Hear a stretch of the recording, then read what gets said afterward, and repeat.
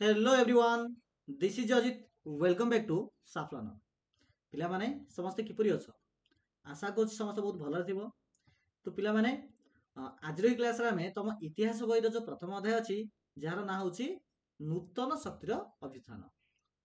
तो previous part पिला माने आमे नूतन शक्तिर अभिस्थान बेले कोन मीन्स नूतन शक्तिर अर्थ कोन, खाली शक्तिर अर्थ कोन, आउ कोमाने भारत को अत्यार करबा ପାଇଁ चेष्टा करते जेमिति कि तुर्क आक्रमण द्वारा किंवा राजपूत मानक द्वारा किंवा गमवंशर शासन, भक्ति आंदोलन, मुगल मानक शासन, भारत रे यूरोपीय मानकर आगमन, ए सब विषय आमे टिके टिके डिस्कस करथिले नै कि। ता सहित अभिलेख बेले कोन ताहा मध्ये आलोचना करथिले नै कि। ता सहित आउ कोन देखिथिले, ता सहित आउ मध्ये आमे देखिथिले जे विभिन्न प्रकार जो हमर फोर्ट अच्छी से आमर गोवार सेंट जावियर्स फोर्ट हो कि आमर कलिकतार दुर्ग फोर्ट विलियम हो, सेठारे जो विभिन्न प्रकार नथिपत्र अच्छी जहाँ देखिए आम इतिहास विषय में बहुत जिनस जानीपे नहीं कि यू जिन देखी। बर्तमान देखा नेक्स्ट टॉपिक जोटा कि हूँ तुर्क मानकर आक्रमण। अच्छा, प्रीवियस पार्ट पे मुझे कही वर्ल्ड मैप देखी यहाँ से मैप देख यहाँ हूँ पे आम देश भारत, यहाँ हूँ आम देश भारत। आदि आम जस्ट सेकेंड, हाँ जदि आम पे मैंने यहाँ देखा यहाँ हूँ आम यूरोप महादेश है ना। आठारे जो पार्ट देखुच आपको तुर्की देश बोली कहुए। कौन कहुए? तुर्की देश। तो तुर्की देश किसी राजा मैंने कौन करते ना भारत को आसी आक्रमण करते। ठीक अच्छे। तो देख यहाँ पे आमर दशम शताब्दी कौ टाइम पीरियड थिला? दशम शताब्दी। मन रख पे मैंने जिते बड़े दशम शताब्दी बोली आसो तो सेटा को तुम चिंता कर कौन जानस ना 900 मसीहारू बा आमे 901 बोली कहि परिबा। 901 मसीहारू 1000 मसीहा कौन कहली? दशम शताब्दी। दशम शताब्दी अर्थ हूँ एक्चुअली 1000, किंतु जब आम इतिहास भाषा जब आम देखा तेरे 901 रु 1000 मसीहा को दशम शताब्दी कहुए। तो पे मैंने दशम शताब्दी एक्चुअली कौन होता जाना भारतर राजनैतिक अवस्था बहुत अस्थिर था। अच्छा, राजनैतिक अवस्था बोले कौन बुझा? देख पे बर्तमान आम देश रे केंद्र सरकार अच्छी आ देश को सुषम शासन परिचालन निमंते आम देश को किसी राज्य विभक्त कराई। से प्रति राज्य किसी जिले विभक्त कराई ना कि। तो प्रति जिले में जिलापाल अच्छा, राज्य में मुख्यमंत्री राज्यपाल अच्छा, आ देश प्रधानमंत्री राष्ट्रपति मंत्री विभाग सब अच्छा। यह पे मैंने कहुए राजनैतिक अवस्था। तो सेमती दशम शताब्दी अर्थात 901 मसीह 1000 मसीहा बोले आज की केते वर्ष तले कहल पे मैंने देख बर्तमान चलती 2025 मसीहा। तो 1000 मसीहा बोले आज की प्राय 1000 वर्ष तले बुझीगला ना। तो दशम शताब्दी केबे थिला ना आज की 1000 वर्ष तले थिला। तो से समय राजनैतिक अवस्था बहुत कौन थिला? अस्थिर थिला, स्थिर नथिला। मीन्स किए केतेबेले शासन करुला, किए केतेबेले शासन बाहरी जाऊला, किसी गेरेन नथिला। तो ये समय विभिन्न राजवंश राजा माने परस्पर मध्य युद्ध करते बुझीला ना। तो भारतर जो राजा माने थिले से राजा माने परस्पर भितर कौन माति ना युद्ध में माति। अच्छा, भारतर विभिन्न राजवंश कहले आम कौन बुझा? देख पे जस्ट सेकेंड, हाँ देख यहाँ हूँ पे आम प्यारा देश भारत। पूर्व पिला माने पूरा जो आम देश भारत आम जो देखुचे आग एमती देखा जाऊ ना किसी अलग प्रकार थिला। तो से जहाँ भी हो पूरा भारत वर्ष को मन रख पे मैंने एमती कौन भी एक निर्दिष्ट समय आसनी जो कि पूरा समग्र भारत वर्ष को जड़े राजा की शासन करते सेमती ना। बुझेगा ना। मनकर एतिकी जगह को जड़े राजा शासन करुवे मैनेज करुवे, तो आउ जड़े राजा आपको शासन करुवे, आउ जड़े राजा आपको। तो एमती भिन्न भिन्न अंचल को भिन्न भिन्न राजा मैंने शासन करुले। तो दशम शताब्दी होता कौन ना ये भिन्न भिन्न राज्य भिन्न भिन्न जो एरिया राजा मैंने एमाने कौन होते ना परस्पर भितर झगड़ा लगुते, परस्पर भितर युद्ध में लिपिथिले। माने यही राजा जनक चाहूला जे यही एरिया एरिया निज अंडर को पलि आसु बोली, से एमाने चाहूले ए समस्त जगह निज पाखक पलि आसु बोली। तो एमती परस्पर भितर झगड़े कलह लिप्त थे। तो यार सुजोग नहीं उत्तर पश्चिम तुर्की माने भारत को आक्रमण करने लगे। जो देखा पे मानचित्र देखा तो देख एठार अच्छी भारत है कि देख बोले भारतर यहाँ हूँ उत्तर भाग, यहाँ हूँ दक्षिण भाग, यहाँ हूँ पूर्व भाग, यहाँ हूँ पश्चिम भाग। से लिखा भारतर उत्तर पश्चिम, यहाँ उत्तर एटा पश्चिम मीनस आमर यही रिजन है बुझेगा ना। तो भारतर यही जगह। तो तुर्की मैंने जब भारत को आसवाक अच्छे तो ओबियसली यही दिग कानी ही आसबे ना। तो भारतर जो भिन्न भिन्न राजा मैंने परस्पर भितर जो झगड़ा लगे यार फायदा उठेले किए ना उत्तर पश्चिम दिगरू तुर्की मैंने भारत को आसी भारत राजा राजा भितर जो झगड़ा लगी यार फायदा उठेकरी भारतर धन संपत्ति माने लुटिया सब प्लान करते बुझीगला। ओके, तो ता भितर जने राजा थिले से होचनी कोन ना गजनी राज्यर सुल्तान मामूद। मु आरंभ कहिछि सुल्तान अर्थ कोन ना राजा। मुसलमान क्षेत्र रे राजा को सुल्तान बोली कह जाय। तो गजन रो जने राजा थिले तांको मामूद बोली कह जाउतला। अच्छा गजनी बेले को एरिया पिला माने देखो बर्तमान जो पिला माने हम जो अफगानिस्तान देखुचे हला अफगानिस्तान जो पाकिस्तान देखुचे पिला माने ए एरिया रे गजनी बोली गोटे जगह रे थिला बुझिला ए जगह रे ही गजनी बोली जगह रे थिला।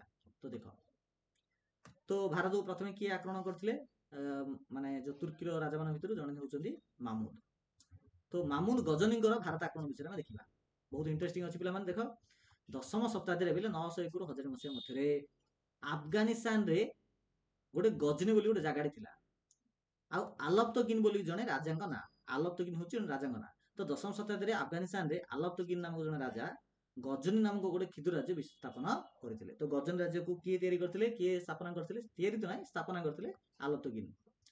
977 ख्रीष्टाब्द रे साबुक्तगिन एहरा शासनकर्ता होइतिले ठीक अछि ना। तो साबुक्तगिन होचन आउ जने राजा जे कि 977 मसिया रे ए गजनी राज्य को निज अधीन को नले। एई साबुक्तगिन नामक जो राजा जनक अछंती तांकर मृत्यु हे गला केबे मृत्यु होला ना पाखापाखि 997 मसिया रे मृत्यु होला। आउ जिमिति साबुक्तगिन राजा मरिछंती तांको परे आउ जन राजा पळे आसिले तांको कहला सुल्तान मामूद जार फोटो तुम एठारे देखुथबो। तो सुल्तान मामूद 997 ख्रीष्टाब्द रे सिंहासन आरोहण कले। आउ जिमिति सिंहासन आरोहण करचनी मामूद तो तांको मन भितर गोटे स्वप्न थिला जे मु किमिति गजनी को गोटे कोन करबी ना गोटे शक्तिशाली राज्य रे परिणत करबी से प्रकार स्वप्न देखिथिले।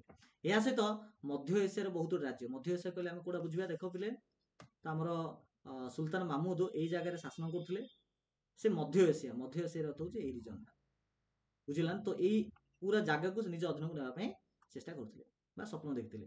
तो मध्य एशिया जय करी एक विशाल साम्राज्य सृष्टि करबा तांकर इच्छा थिला।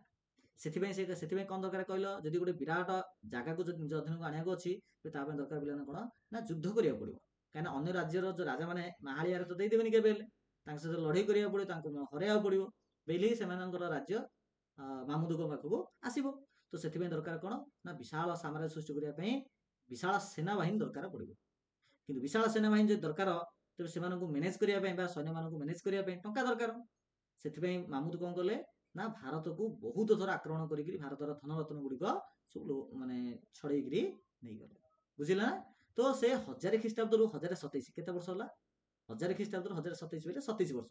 तो 27 वर्ष मध्य से भारत को 17 थोर आक्रमण करछन देखो केते हिंस्र देखो मात्र 17 वर्ष भितर भारत को से 27 वर्ष भितर भारत को से 17 थर माने देखिए बोले प्राय तो 1.5 वर्ष रे से 2 थर आक्रमण करथिबे नै कि 1.5 वर्ष रे बा 2 वर्ष रे 3 थर तो मिनिमम तो 2 वर्ष रे 3 थर से आक्रमण करथिबेटा करथिबे एमिति। अच्छा ताहले हमकु लागुची जे गजन राजा बहुत खराब थिले हां कि नै अरे हां कि नै हां किंतु पिला माने हम जदि गजनी राज्य को जदि एक्चुअली जाई थांदे आ तांका राज्य रो लोक मानु जदि हम पचार थांदे जे गजनी राजा प्रकृति रे भलो ना खराब से माने पिला माने भलो होली कहबे माने कोन कहबे ना भलो होली कहबे काई ना गजनी राजा सिना अन्य राज्य मानकु आक्रमण करिकि हरियाणा करिकि ता टका पैसा लुटी निजेर किंतु निज राज्य थे लोक मानकु सुषम शासन मध्य करिया अर्थात गोटे लोकर पिला माने एठारे दिडा कोन आसिला दिडा रूप आसिला गोटे रूप खराब आ गोटे रूप देखो। तो मामू धीरे धीरे कौन कले ना पंजाब मुल्तान अंचल थानेश्वर आदि अधिकार करी जो वीरत्वर परिचय प्रदान करथिले। मन को पिला पंजाब मुल्तान और थानेश्वर ये सब जाक होची भारतर गोटे गोटे पार्ट बुझिला ना। देखो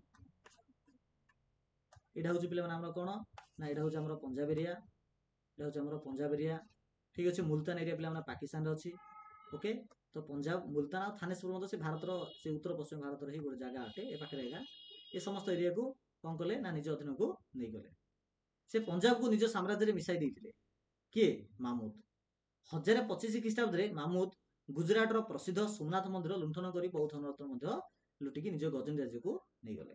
तो क्वेश्चन आसीबो जे गुजरात रे जो सोमनाथ मंदिर अछि ताकू गजनी केबे आक्रमण करथिले 1025 मसिया रे जेतु से मुसलमान थिले तो हिंदू मंदिर गुडी को ध्वंस कर दोथिले आ लुंठन करी से जगह रे इस्लाम धर्म रो प्रतिष्ठा करिया पे चेष्टा करथिले बुझिला ना। इस्लाम धर्म रो गौरव रक्षा करिया पे से बहुत चेष्टा करथिले। अच्छा एटा क्वेश्चन उड़ देला पिला क्वेश्चन देला बुद्धे जे सुल्तान मामू सोमनाथ मंदिर लुंठन कला बेले एही मंदिर को रक्षा करिया पे से समय रे पहले 1025 ख्रीष्टाब्द रे से जो मंदिर रो पूजक माने कोन कोन पदक्षेप नैथिबे चिंता कलो जेतले मामू राजा आसी सोमनाथ मंदिर को आक्रमण करथिबे से समय से मंदिर जो पूजक बा पूजारी मान थे से कौन पदक्षेप नहीं ओबियसली से चेष्टा करते कि सोमनाथ मंदिर लुंठन न हो टंका पैसा कि न नौ आप ही चेष्टा करेंगे आप निहत मंदिरटा जो राज्य में आसुव जो राजा थे ओबियसली अनुरोध करेंगे आमको रक्षा कर बोली नहीं कि अवश्य रक्षा करें कि न रक्षा पारे अलग कथा कि चेष्टा यहाँ करेंगे देख पे मामुद विषय आउ कि एक्सट्रा इनफर्मेशन देती मामुद 17 थर भारत आक्रमण मध्य भारतर आहरी अनेक राज्य उपर आक्रमण करते जमीक माने काश्मीर एरिया बंग एरिया बुंदेलखंड मालव आजमेर मीन से मेप देखिए पिला माने तो यही सब रिजन गुड़िक ये जो जितनी रिजन पड़े ये सब जगह ये अच्छी ये समस्त जगह से आक्रमण करते सोमनाथ मंदिर आक्रमण बेले गुजरात राजा कि देख जोटा मुझे कहूली पूजो मैंने राजा पाखु जाइए तो गुजरात राजा थे भीमदेव जे कि डरिकी राज्य छाड़ी पड़े सरला कथा राजा जब डरिकी पलाउं आ पूज मैंने कौन बा करें तो गुजरात राजा भीमदेव राज्य छाड़ी पलैते सोमनाथ मंदिर गुजरात काठियावाड़ समुद्र कूल अवस्थित था तो सोमनाथ मंदिर लोकेशन देला आ मामुद को बागदादर खलीफा इस्लाम धर्म रक्षक बोली सम्मानित करते तो पे बागदाद हूँ गोटे गोटे एरिया जार पूजक जार मुसलमान पूजक खलीफा बोली कह जाए से मामुद को कौन कही ना इस्लाम धर्मर रक्षक बोली सम्मानित करते बुझीगला बहुत बढ़िया देख 1030 ख्रीष्टाब्द कौन है ना आम जो सुल्तान जो मामुद अच्छा मृत्युवरण होगा मीन सागे मरीगले समग्र उत्तर भारत एक आक्रमणकारी लुंठनकारी कबल मुक्त है सत कथा देख जो पिला तुमको हैरान करुव से पिला जब तुम स्कूल छाड़ी पलैब तुमको बहुत खुशी लगे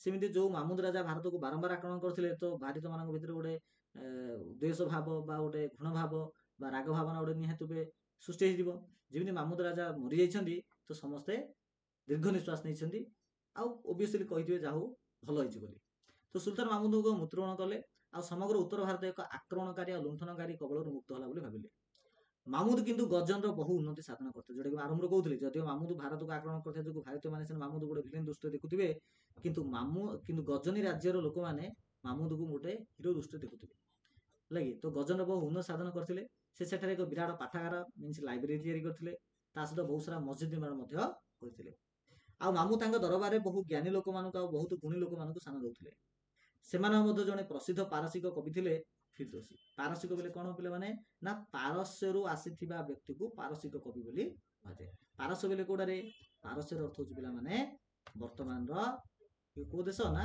आम जो इराक ईरान देश अच्छे पारस्य बोली कहूला टे देख पे यही रिजन पे पारस्य एरिया अच्छे लगे जहाँ आम ईरान बोली कहे तो ईरान देश पे ये अच्छी तो यू ये जो व्यक्ति जनक जाना हूँ कौन रे ना कवि फिरदोसी ये कवि फिरदोसी जनक आसिकी आम गजनी राजा बा मामुद राज दरबार थे आउ ये कवि फिरदोसी आका शाहनामा नामक एक विराट ग्रंथ रचना कले जो ग्रंथ ओबियसली ये आम मामुद विषय लिखाई तो एक विराट ग्रंथ रचना करी जनमानस जन मीन लोक मानस मीन मनरे तो लोक मान मनरे अमर हो रहीगले राजा गजनी बा आमर राजा मामुद बुझीगला तो राजा मामुद समस्त मन भितर पूरा अमर हो रहीगले बोली आमे कहि परिबा मामुद आलबेरुनी नामक जड़े विद्वान व्यक्ति को भारत संपर्क में ज्ञान आरोहण करने पठे है कि तो आलबेरुनी हूँ आउ जड़े व्यक्ति जहाँ को कि मामुद पठे कौटी ना भारत को पठे कौन पाई ना भारत ज्ञान आरोहण करने आउ आलबेरुनी भारत को आसी बहुत वर्ष रही भारत उपर एक सुंदर पुस्तक लिखिते बही लिखिते से बहीर ना हूँ कौन ना तहकिक इ हिंद माने आर अर्थ हूँ भारत विषय जहाँ सत्य तो ये बहीटा लिखिदेली आई बहीटा को बर्तमान ऐतिहास मैंने पढ़ी जापार जे मामुद राजा से समय को प्रकार शासन करते केमी शासन करते सब आम जापारे मामुद मृत्यु पर तो 1030 ख्रीष्टाब्द मामुद मरीगले जमी मरी जाइए गजनी राज्य निजर गौरव हर बस कहीं मामुद जो परवर्ती पीढ़ी अच्छी पीढ़ी बोले कौन रे पीढ़ी अर्थ हूँ गजनी राजा पुओ तार पुओ तो इन हूँ उत्तराधिकारी पीढ़ी बोली कहीपर तो गजन तो मामुद मृत्यु पर उत्तराधिकारी मैंने दुर्बल हो पड़ते आउ धीरे धीरे कौन है ना गजन राज्य पतन घटार अर्थ हूँ गजन राज्य को अन्य राजा मैंने साईपड़सा राजा मैंने आक्रमण करते जिन गजन राजा साईपड़सा राज्य आक्रमण कर निज अधीन नहीं जाते तो साईपड़सा राज्य राजा मैंने तो शांति बही नथिबे से भी सुविधा देखुवे नहीं जे केतल गजनी माने मामुद मरिबो आ ताको आक्रमण करिबा यापर अफगानिस्तान रे घोर नामक अन्य एक राज्य प्रतिष्ठा है कि अफगानिस्तान कौन है ना अफगानिस्तान रे घोर नामक गोटे राज्य भितर प्रतिष्ठा जमी आम गजनी राज्यर विलुप्त होती अफगानिस्तान रे घोर नामक गोटे राज्य गोटे यार शासक किए थे ना मोहम्मद घोरी जार फोटो तुम ये देखुव आ मन रख मोहम्मद घोरी भारत को आक्रमण करते गजनी राजा महमूद भारत को 27 वर्ष भितर 17 थर आक्रमण करते सरी पे ये मुझे बोध भूल कही 2 वर्ष 3 थर आक्रमण करते ना 3 वर्ष 2 थर आक्रमण करते कि 27 वर्ष 17 थर आक्रमण कर ये भूल होता ओके तो जमी गजनी राजा आक्रमण करते मोहम्मद घोरी भारत को आक्रमण करते बर्तमान देखा मोहम्मद घोरी विषय देखा तो बर्तमान समय आसी द्वादश शताब्दी आम गजनी राजा थे के से जो 1000 ख्रीष्टाब्द गजनी राजा थे द्वादश शताब्दी बेले केते बुझा आम ना 1100 रु 1200 मसीहा को द्वादश शताब्दी बोली कहुए तो द्वादश शताब्दी शेष आड़ को द्वादश शताब्दी शेष आड़ अर्थ हो पे 1170 1180 1190 यह शेष आड़ को बुझा तो द्वादश शताब्दी शेष आड़ को घोर राज्यर शासक मोहम्मद घोरी भारत आक्रमण करते बुझला तो मुझे टे देखी दूसरी आमर जे गजनी राजा थे जे कि 1000 मसीह 1027 मसीहा मध्य भारत को 17 थर आक्रमण करते जमी 1170-80 मसीहा आसी से समय मोहम्मद घोरी भारत को आक्रमण करते आउ उत्तर भारत जय करी निज राज्य में मिसाई देते भारतर धनरत्न सब भारत प्रति आक्रमण करने प्रेरणा जोगाई मीनस आम समस्त पिला माने भाषण भी माने अगस्ट 15 कि जानुआरी 26 जो भाषण आम दौर से कही था जहाँ ना जगते ताहा अच्छी भारत नहीं कि जहाँ ना जगते ताहा अच्छी भारत मीनस जो जिनस जो धनरत्न संपत्ति सारा विश्व में नहीं सारा दुनिया नहीं ता भारत रही तेणु भारत से धन संपत्ति सब लुटि नापी पड़ोसी राजा माने लोभान्वित होगी भारत को आक्रमण करते भितर आम मोहम्मद घोरी जन अन्यतम थे तो मोहम्मद घोरी 1175 ख्रीष्टाब्द प्रथम मुल्तान बर्तमान जो पाकिस्तान अच्छी से मुल्तान बोली एरिया अच्छी किंतु से समय पाकिस्तान भारत ही गोटे पार्ट था तो 1175 ख्रीष्टाब्द मुल्तान अधिकार करी भारत आक्रमण गोटे रास्ता गोटे तैयारी करदे बुझीपाल ना से प्रथम मुल्तान एरिया को आक्रमण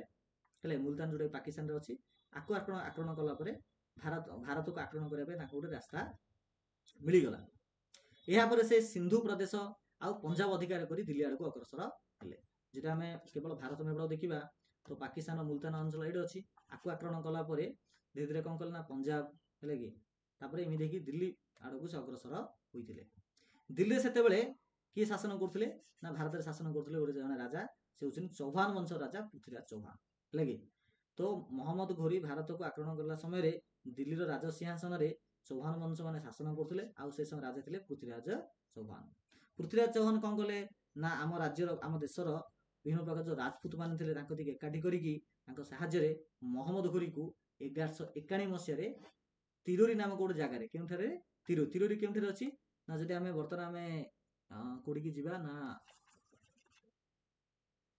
हरियाणा राज्य को राज्य जब आम हरियाणा राज्य जीवा पिला माने हरियाणा राज्य में तिरोरी बोली गोटे जगार अच्छी से ही तिरोरी जगार देख लोकेशन तुमको देखी दूँ देख सो दैट तुमको बुझे सुविधा हम देख पिला आमर दिल्ली अच्छी एटी दिल्ली अच्छी आमर एटी आमर दिल्ली अच्छी आमर तिरोरी अच्छी यही जगार आ मुल्तान अंचल अच्छी ये जगार बुझीगला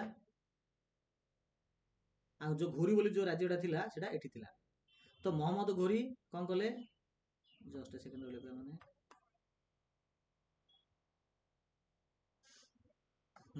जो घोर नामक राज्यटा एठी थिला तो मोहम्मद घोरी एठी शासन करथिले एइडु आसी आक्रमण करले मुल्तान अंचल को जेडी मुल्तान अंचल को आक्रमण करछनी भारत में गोटे रास्ता भी तैयारी होईछि तापर से धीरे धीरे आसी कोन पंजाब माध्यम देकरी दिल्ली आड़ को अग्रसर होते से समय दिल्ली रे शासन करथिले किए ना पृथ्वीराज चौहान तो पृथ्वीराज चौहान यही निकटस्थ आमर राजपूत मानक एकाठी करिकी मोहम्मद घोरी विरुद्ध में युद्ध आरंभ कले आउ तिरुरी नामक जगह हरई देते यह थिला प्रथम तिरुरी युद्ध तो प्रथम तिरुरी युद्ध पिला केबे ना 1151 मसीह प्रथम तिरुरी युद्ध होता आउ मन रख मोहम्मद घोरी आउ गोटे ना अच्छी जहाँ को कहुए साहाब उद बिन मोहम्मद साहाब उद बिन मोहम्मद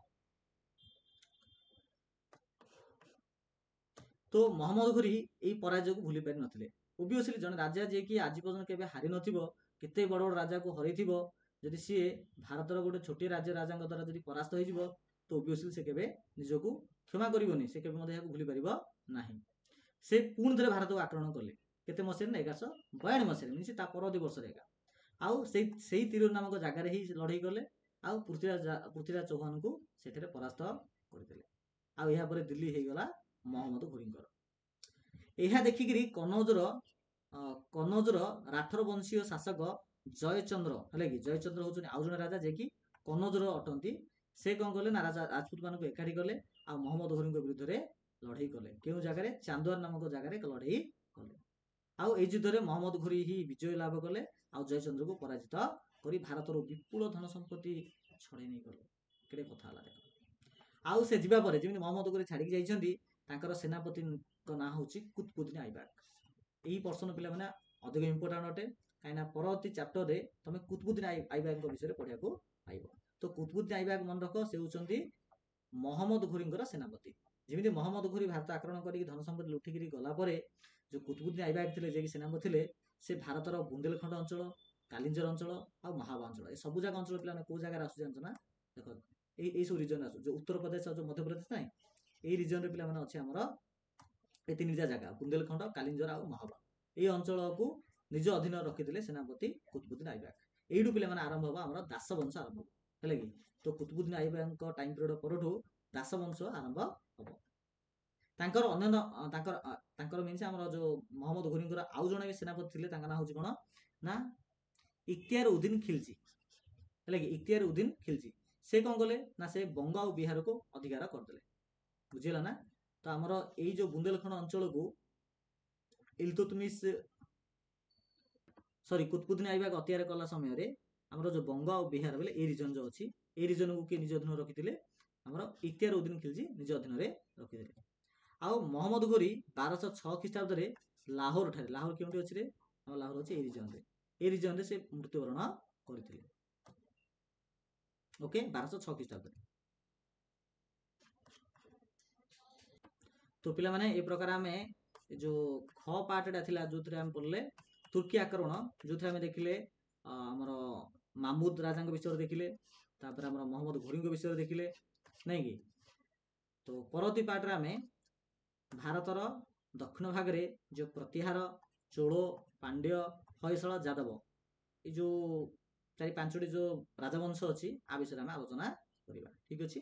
ତ ପିଲାମାନେ କ୍ଲାସଟି କିପରି ଲାଗିଲା ନିହାତି ସମସ୍ତେ କମେଣ୍ଟ ସେକ୍ସନ କମେଣ୍ଟ କରିବ। Thank you so much.